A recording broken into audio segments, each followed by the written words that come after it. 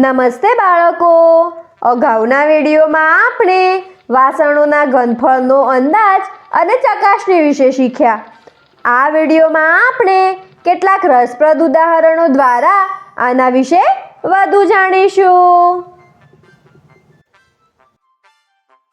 રાજુ અને બબલુ સિક્કા એકઠા કરી રહ્યા છે. રાજુ, હું 1 રૂપિયાના સિક્કા એકઠા કરીશ. હું 5 રૂપિયાના સિક્કા એકઠા કરીશ. બબલુ, ચાલો આપણે બજારમાંથી સિક્કા એકઠા કરવા માટે ડબ્બા ખરીદીએ.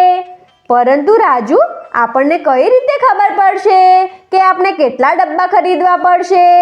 તેના માટે આપણે આ 100નું ઘનફળ શોધવું પડશે.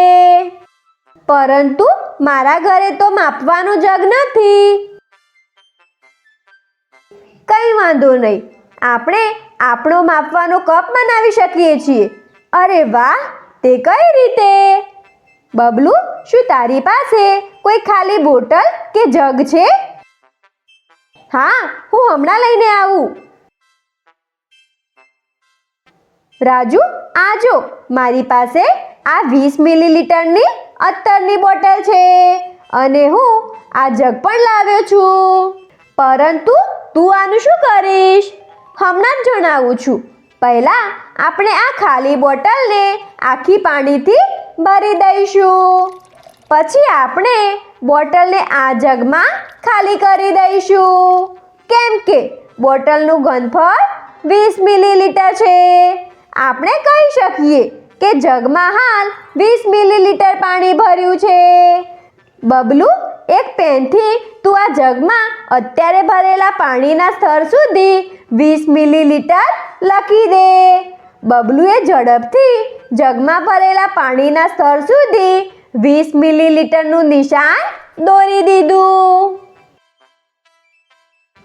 હવે આપણે બોટલને દરેક વખતે આખી ભરીને આ જગમાં ખાલી કરતા જઈશું અને દરેક વખતે જગમાં પાણીના સ્તર સુધી 20 અંક ઉમેરીને નિશાન દોરતા જઈશું.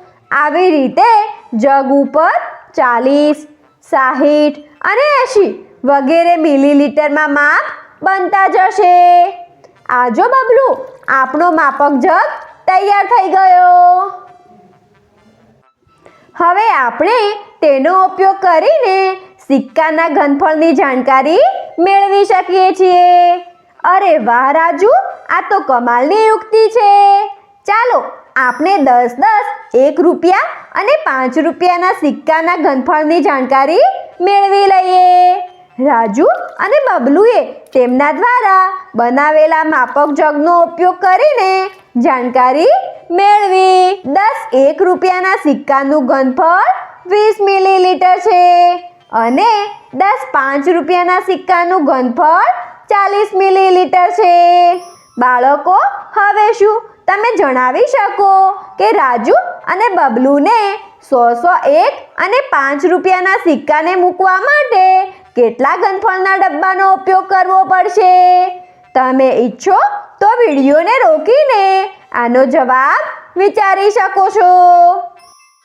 10 1 રૂપિયાના સિક્કાનું ઘનફળ છે 20 મિલીલીટર, એટલે 100 1 રૂપિયાના સિક્કાનું ઘનફળ હશે 20 ગુણ્યા 10 અથવા 200 મિલીલીટર.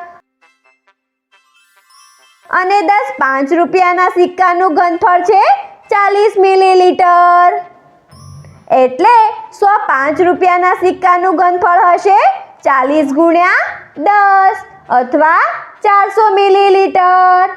રાજુ, ચાલો આપણે ઝડપથી બજાર જઈને 200 અને 400 મિલીલીટરના ઘનફળવાળા ડબ્બા ખરીદી લઈએ.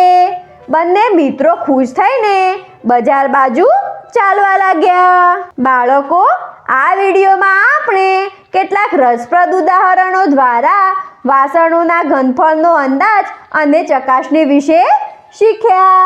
આગળના વિડીયોમાં આપણે તેના સંબંધિત કેટલીક ગેરસમજોને જોઈશું.